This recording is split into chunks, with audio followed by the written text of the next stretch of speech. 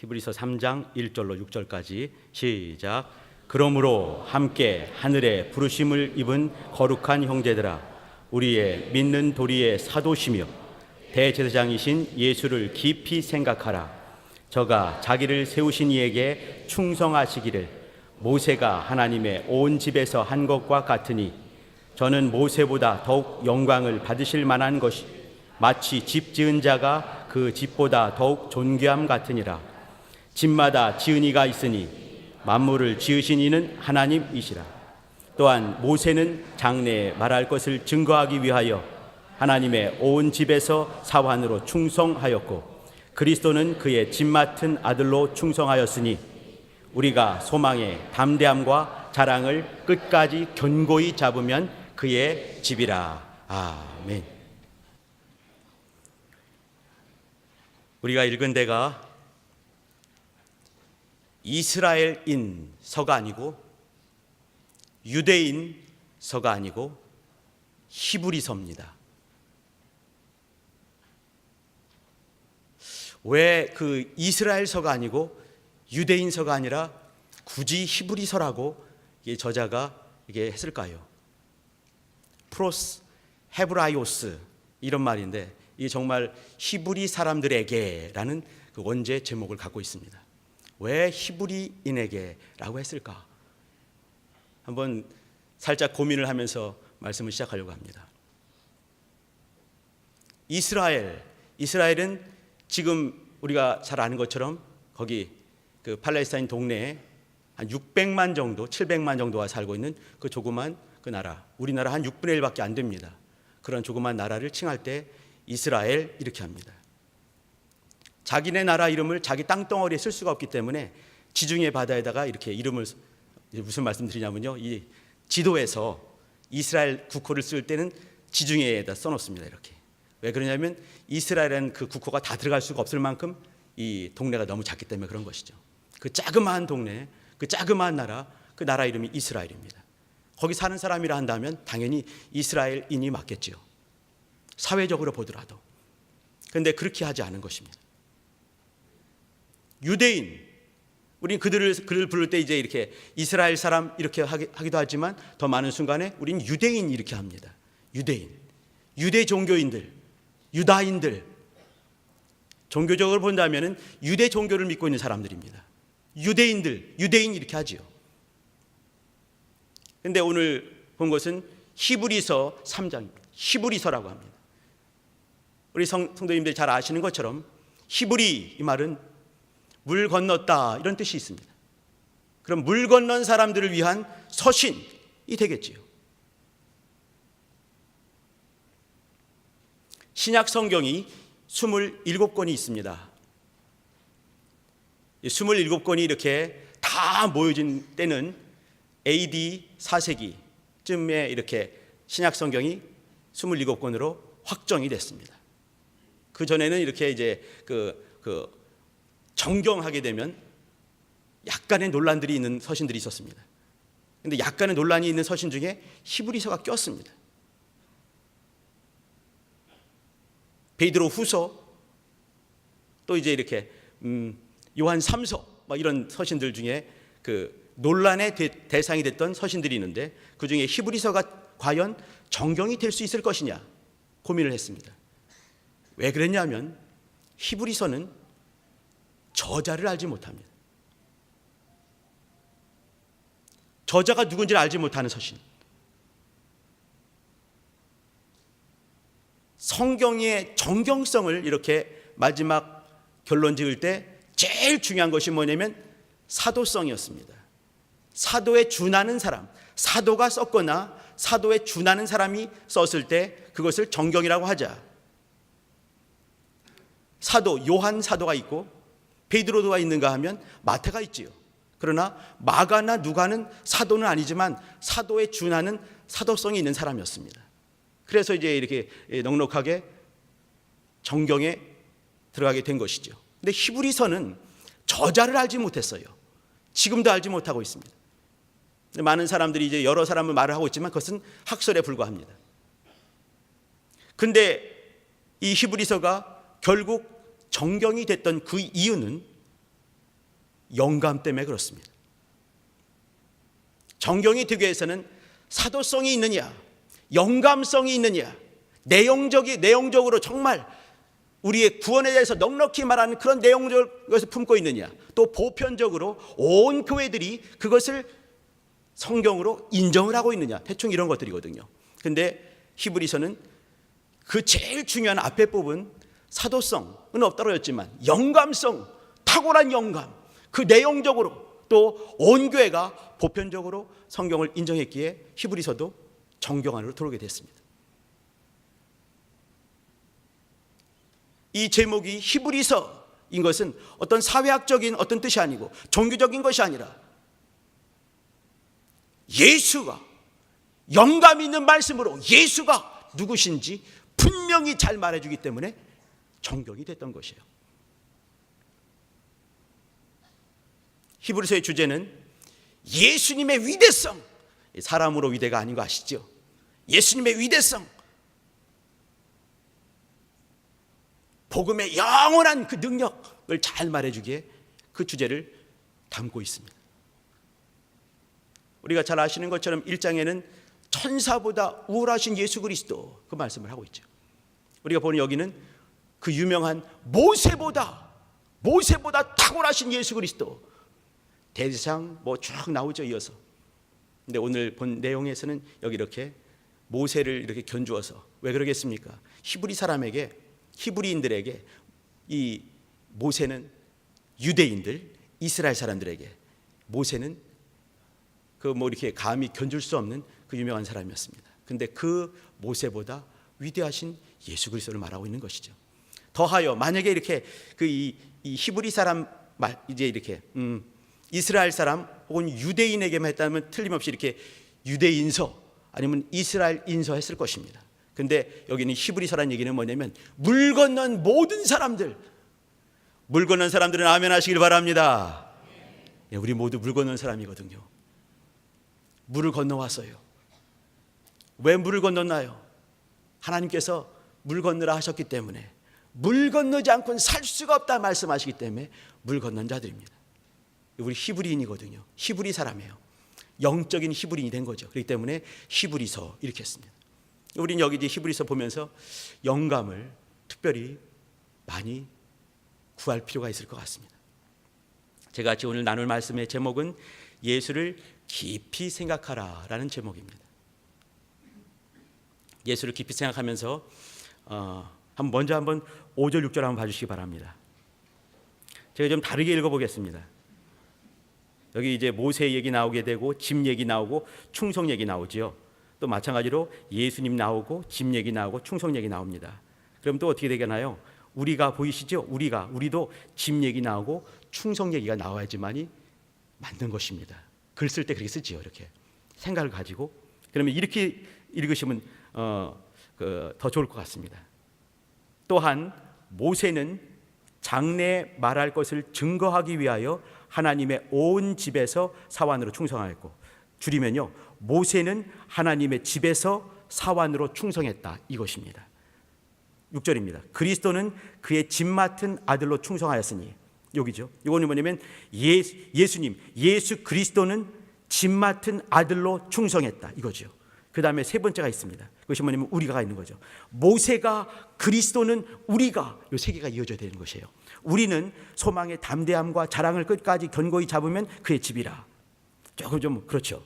이걸 다시 말하면요, 우리는 그의 집으로 충성해야 마땅하다, 이것이에요. 모세는 하나님의 온 집에서 사환으로 충성했다. 그리스도는 집 맡은 아들로 충성했다. 그러므로 우리는 그의 집이 되어 그의 집에서 충성해야 된다, 이 말인 것이죠. 이렇게 됐을 때 제대로 본 것이에요. 그러면 그의 집으로 충성하는 모습이 무엇인가? 그것이 뭐냐면 소망의 담대함과 자랑을 끝까지 견고히 잡으면, 이것입니다. 설교 제목을, 설교 이렇게 이제 이 본문을 잡고 제목을 잡는 것이 쉬운 일이 아닙니다. 고민이 많이 됩니다. 저는 이 제목을 잡을 때 끝까지 견고히 잡으면, 이렇게 하려고 했습니다. 끝까지 견고히 잡으면, 이 견고히 잡는다, 이것은요, 굳게 붙든다, 차지한다, 이렇게 점유한다. 점유한다 뭐겠습니까? 우리가 지금 여기 앉아 있지 않습니까? 그죠? 이게 점유하고 있는 것이거든요. 신길본당에 우리가 앉아 있는 것이에요. 차지하는 것이에요. 그러면 그의 집으로서 점유한다는 얘기가 뭐겠습니까? 우리는 그의 집으로서 거기를 그냥 확 붙드는 것이고 점유하는 것이고 차지해버리는 것이에요. 하나님의 집, 제가 하나님의 집입니다 라는 것을 끝끝내 붙드는 것이죠. 이것이 뭐냐면 끝까지 견고히 잡는 것이에요. 그의 집이 되시길 바랍니다. 누리시길 바랍니다. 점유하시기를 부탁드립니다. 자, 여기 이제 이 점유한다는 그 얘기를 가지면서 제가 이제 여기 이렇게 예수를 깊이 생각하라 그 말씀을 충성 얘기와 견주어서 모세 얘기, 우리 얘기를 견주어서 말씀을 드리도록 하겠습니다. 여기 먼저 이제 이렇게 예수를 깊이 생각하라 해서 생각하라 하게 되면 사람들 생각할 때 정말 생각을 하는 것이죠. 예수님이 누구시겠는가 고민을 하는 것이에요, 이렇게. 근데 제가 종종 이제 이 시간에 이렇게 감히 이렇게 원어에는 헬라어는 히브리어는 이렇게 하는 것을 용서해 주시기 바랍니다. 물론 앞에서 잘난 체를 하는 것입니다. 근데 또 같이 계신 분들이 대부분이 봉사자다 하기 때문에 또 이렇게 말씀을 드립니다. 여기 깊이 생각하라 이 말을 이제 헬라어로 말하게 되면요, 카타노에사테라는 말입니다. 카타노에사테. 요거는 카타와 노에사테가 합쳐진 말입니다. 노에사테는 이거 변형된 말인데 이렇게 이제 원어는 원래 뿌리 근본 말은 뭐냐면 누스라는 것입니다. 여기 혹시 이제 철학을 공부하신 분들은 누스가 무엇인지 잘 알 것입니다. 누스를 이제 이렇게 직역을 하게 되면 생각, 마음, 또 이렇게 관념 이런 뜻 숨어 있습니다. 마음 심자가 있는 것이죠. 근데 그리고 또 이제 이성 이런 쪽으로 되어 있는 말이 누스란 말인데, 이 누스는 그냥 이제 이렇게 생각 정도, 그냥 마음 정도가 아니라 근본, 원. 그러니까 우리도 이제 이렇게 생각하는 기능을 하나님께서 주셨기 때문에 생각을 하고 또 고민을 하고 또 이렇게 하고 있습니다. 그러면 우리의 생각보다 더 큰 생각, 본래 모든 것에 근본되는 생각이 있을 것입니다. 근본되는 마음이 있을 것이에요. 이 누스라는 것은 이렇게 좀 관념적인 것인데, 그러니까 물질이 아니란 얘기죠. 근데 물질이 아니면서 물질에게 형태를 주는 그런 것입니다. 형태를 주고 행동, 움직이는 활동을 주고 또 그 모든 것에 생명을 공급하는 것입니다. 그럼 무엇이겠습니까? 신이란 얘기가 되는 것이에요. 누스라는 것에 이렇게 쫓아올라가게 되면은 근본은 생각이고 마음이고 이념이고 뭐 이렇게 하지만, 그러나 근본적인 모든 물질들에게 보이는 것이든 보이지 않는 것이든 모든 것에게 형태를 주고 모양을 주는 거죠. 형태를 주고 행동할 수 있는 그 원동력을 주고 그리고 생명까지 공급하는 누스라 한다면 그 누스를 우리말로 하면 뭐겠습니까? 창조자 또 조물주가 되는 것이거든요. 우리 용어로 하게 되면 하나님도 될 수가 있는 것입니다. 그러면 카타란 말은 무엇일까요? 카타는요, 어디 안으로, 어디 아래로 이런 뜻이 있습니다. 그러면 깊이 생각한다, 이건요 그냥 이렇게 관념적인 생각 정도를 말하는 것이 아니에요. 모든 보이는 것들과 보이지 않는 것들, 그 모든 것을 창조한 그 조물주, 그 안으로 들어가는 것이고 그 밑으로 들어가는 것입니다. 그것을 깊이 생각한다라는 말로 이렇게 표현을 해놨습니다. 그러면 그냥 앉아서 주질러 앉아서 생각하는 정도가 아니라 사실은 어떤 행동하는 모습이 있는 것입니다. 움직이는 것이죠. 그것을 히브리서는, 영적인 히브리서는 뭘로 표현했냐면 충성이라는 말로 표현했습니다. 창조주, 모든 것을 만드신 분, 형태를 부여하신 분, 생명을 공급하시는 분, 그분 안으로 들어가는 것, 그분 안에 아래로 들어가는 것, 높아지는 것이 아닌 거죠. 아주 겸손하게 아래로 들어가고 안으로 깊숙이 들어가는 그 모습, 그것이 뭐냐면 깊이 생각하는 것입니다. 히브리서 기자는 그 얘기를 시작하면서 모세가 이와 같이 했다. 과거에서 모세가 이렇게 했다. 예수께서 동일하게 그렇게 하셨다.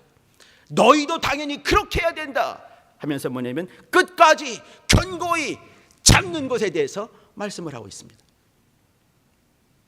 잠깐 볼 것은 뭐냐면 모세가 어떻게 충성했는가, 또 모세가 또 어떻게 그와 같이 충성할 수 있었겠는가, 그 믿음의 자리를 한번 보고 싶습니다.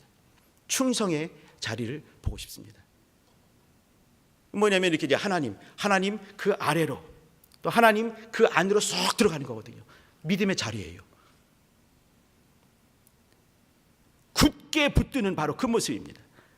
예수를 깊이 생각하는 것, 그것은 바로 그분 안으로 쏙 들어가는 것이고 그분 아래 쫙 자리를 잡는 것이죠. 그게 믿음의 자리였고 충성의 자리였습니다.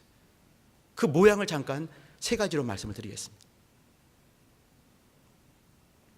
첫 번째, 모세의 충성의 자리, 믿음의 자리는 떨기나무 앞에 서였습니다. 물론 그는 이제 120년을 살면서 80살이 넘었을 어떤 즈음에 목동으로 약 40년간 이렇게 양똥치는 사람으로 있다가 하나님을 떨기나무 앞에서 만나게 됐습니다. 주님께서 말씀하셨습니다. 내가 선 땅은 거룩한 곳이니 신발을 벗어라 했습니다. 신발을 벗고 납작 엎드리게 되면서 드디어 하나님과 만남이 시작됐습니다. 그것은 이 120년 살면서 어떤 순간의 모습이었을 것입니다. 그러나 모세가 끝내 모세로 이렇게 역사할 수 있는 그 이유는 무엇이냐면 바로 그 모습, 떨기나무 앞에 있는 그 모습을 끝끝내 가져갈 수 있었기 때문에 가능한 것이지요.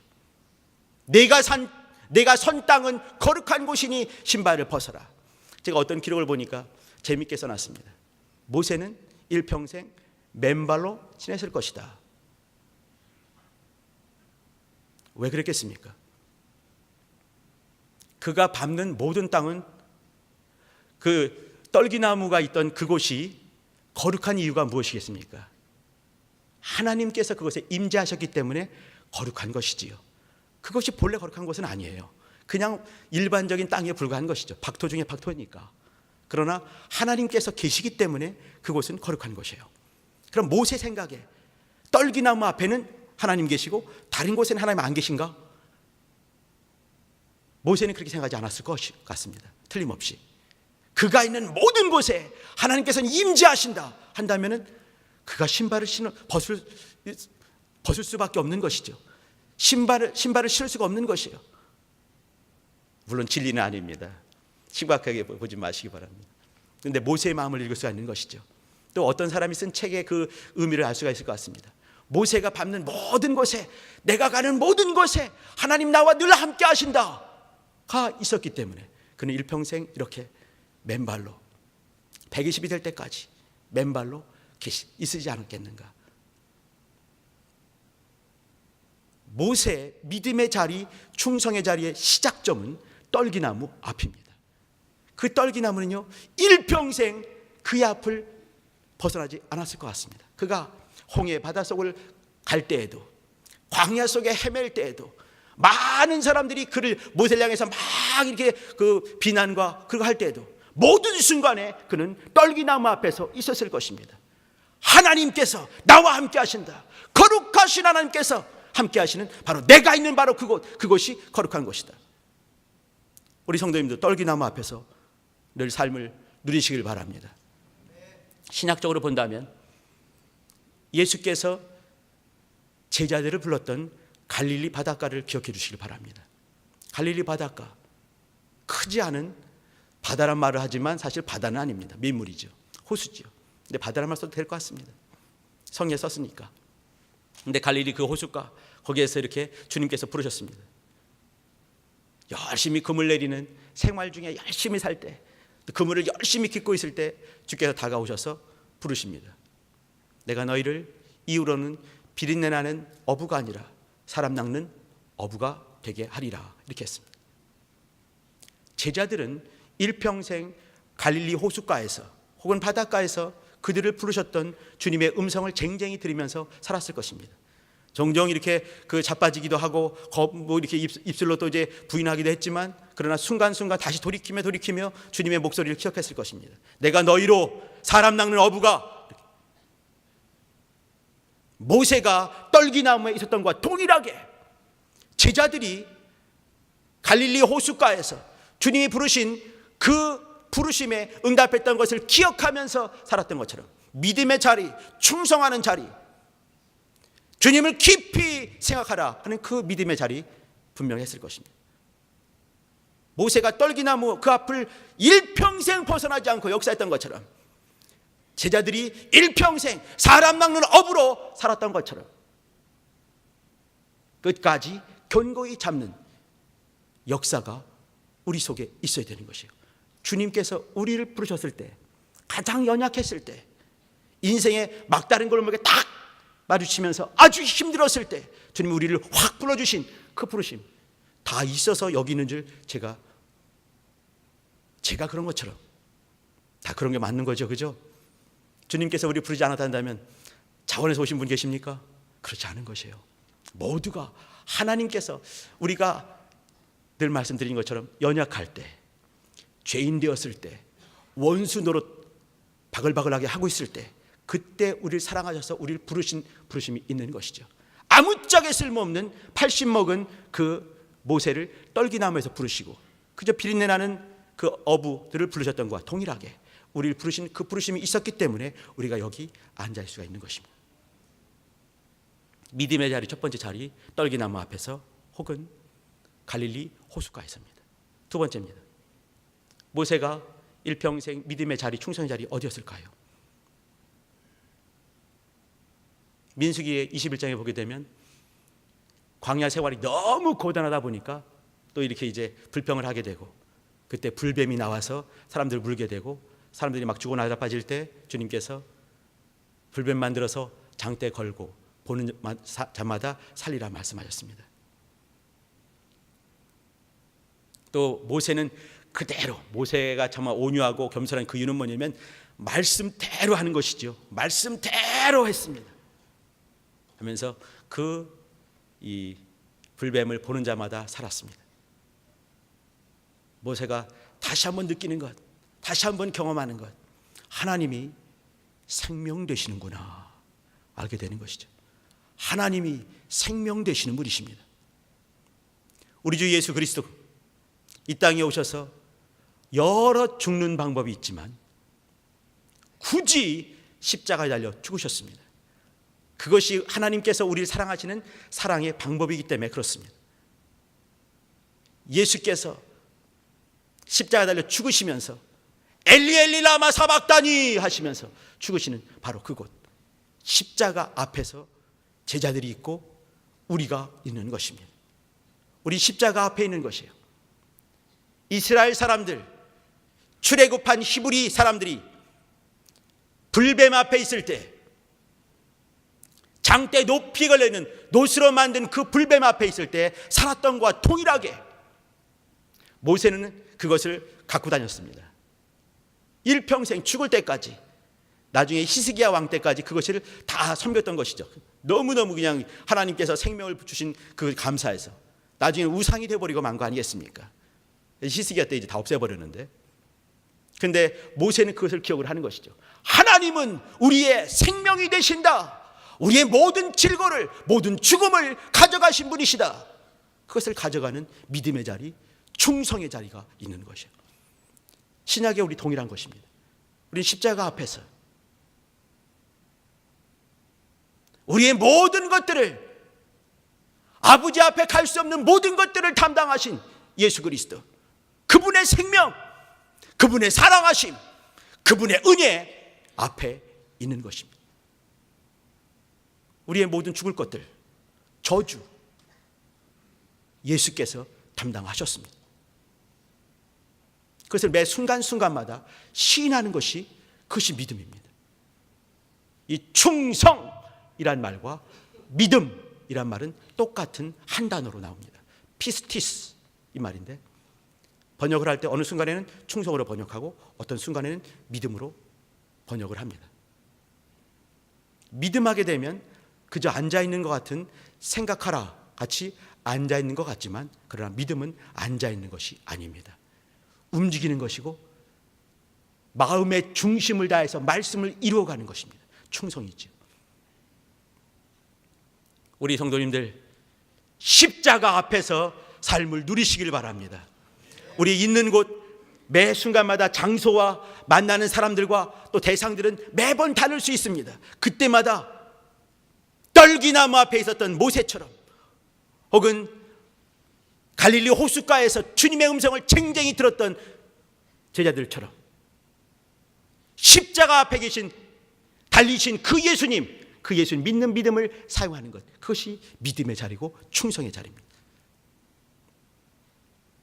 마지막 세 번째, 모세는요, 광야 생활 중에 하나님께서 지으라 명하신 것처럼 출애굽기 25장 끄트머리 40절이죠. 그때 하나님께서 말씀하신 그 식양대로 지었다.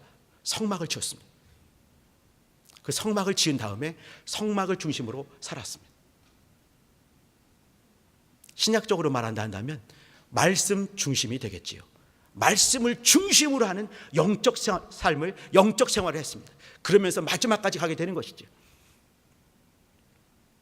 우리는 마치 12명의 제자들이 그랬던 것처럼 우리는 빈 무덤 앞에서 사는 것입니다. 예수께서 달리신 십자가 앞에서, 떨기나무 앞과 동일한 갈릴리 호숫가 앞에서, 또 빈 무덤 앞에서 우리는 있는 것이에요. 우리의 믿음의 실상, 믿음의 자리는 빈 무덤 앞입니다. 부활이 보이고 생명이 보여야 되는 것이에요. 매 순간순간마다 예수님의 음성을 듣고 예수님의 피가 보이고 예수의 피가 내 속에 있고, 이제는 부활하신 주님, 빈 무덤의 주인이신 그분 앞에서 사는 것이죠. 이것을 끝까지 견고히 잡는 것이 영적 생활입니다. 예수를 깊이 생각하는 것이에요. 그분 안으로 깊이 들어가는 것이고 그분 아래로 내려가는 것입니다. 성도의 진정한 모습이 여기에 있는 것이죠. 그저 예수님을 관념적으로 머릿속에, 이 생각 속에 뛰어다니는 그 예수님이 아니라 우리의 삶의 순간순간마다 보이는, 우리는 매 순간 여러 일들을 만나고 여러 사람들을 또 상대하면서 또 일들 속에서 파묻혀 살 것입니다. 우리 주일을 지키지만 7분의 1입니다. 일주일 중에 하루인 것이죠. 또 우리는 예배를 드리다도 1시간 남짓 예배를 드리고 있습니다. 이 시간 동안에 우리 다시 한번 기억하는 것은 뭐냐면, 다시 한번 주님을 깊이 생각하는 것이지요.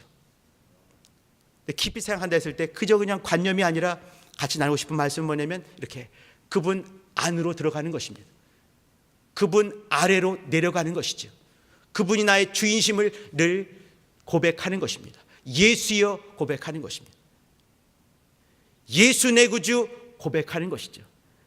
주여라고 부르는 것은 나는 주님의 것입니다, 주님의 집입니다 라고 고백하는 것이죠.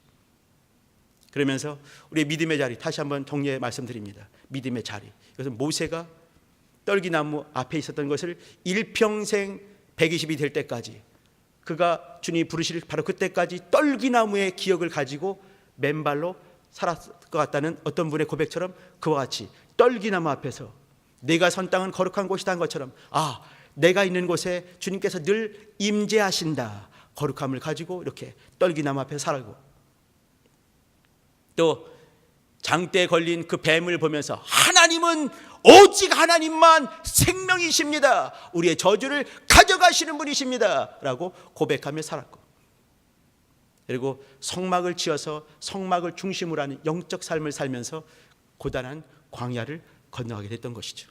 마찬가지로 똑같은 모습이 제자들에게 있습니다.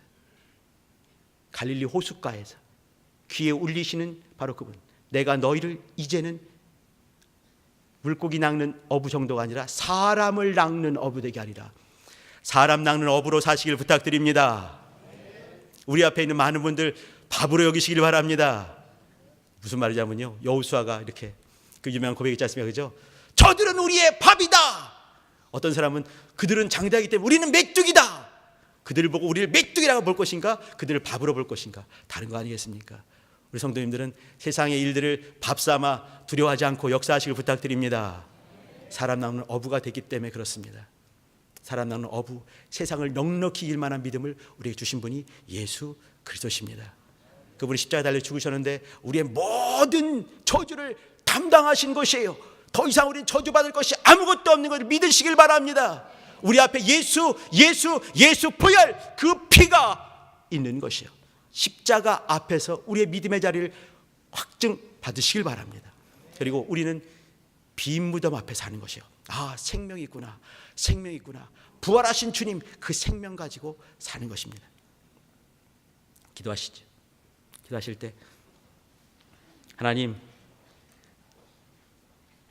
믿음을 끝까지 견고히 잡게 하여 주옵소서. 차지하게 하옵소서. 점유하게 하옵소서. 붙들게 하옵소서. 주님의 집으로 사는 것입니다. 주님의 집으로 나는 살게 도와주시되, 믿음의 자리, 떨기나무 앞 혹은 갈릴리 호숫가 그 앞에서, 또 십자가 앞에서, 빈 무덤 앞에서 세상을 넉넉히 이길 만한 믿음을 사용하는 하나님의 사람을 살게 도와달라고 예수여 두 번 부르고 기도하십니다.